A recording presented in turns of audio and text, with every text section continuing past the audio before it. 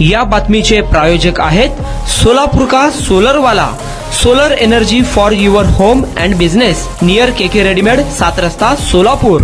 सोलापूर शहर police आयुक्तालयातर्फे operation मुस्कान ही मोहीम 1 डिसेंबर ते 31 डिसेंबर 2024 या कालावधीत राबविली जात आहे. या मोहिमेच्या अनुषंगाने सोलापूर शहरातील काही दुकानावर बाल कामगार ठेवणाऱ्यांवर गुन्हे दाखल करण्यात आले आहे. बालकांना कामावर ठेवून त्यांच्याकडून अनावश्यक शारीरिक व मानसिक कष्ट घेऊन गैरकृत्य करून त्यांच्याकडून काम करून पिळवणूक करणाऱ्या सोलापुरातील काही दुकानावर गुन्हे दाखल झाले आहेत. त्यामध्ये रॉयल तंदुरी बिर्याणी चालक जुबेर अहमद शेख, किराणा दुकानदार नासिर जमादार, पान दुकानदार जखरिया सय्यद, पाकिजा मटन स्टॉल मालक नूर पापा मिया आळंदकर, इलेक्ट्रॉनिक दुकानदार भाऊसाहेब हलकट्टी, सोडा गाडी चालक मोहम्मद रफिक नूर कलादगी यांच्यावर सदर बाजार पोलीस स्टेशन येथे गुन्हे दाखल झाले आहे व त्या बाल मजुरांची सुटका पोलिसांनी केली आहे.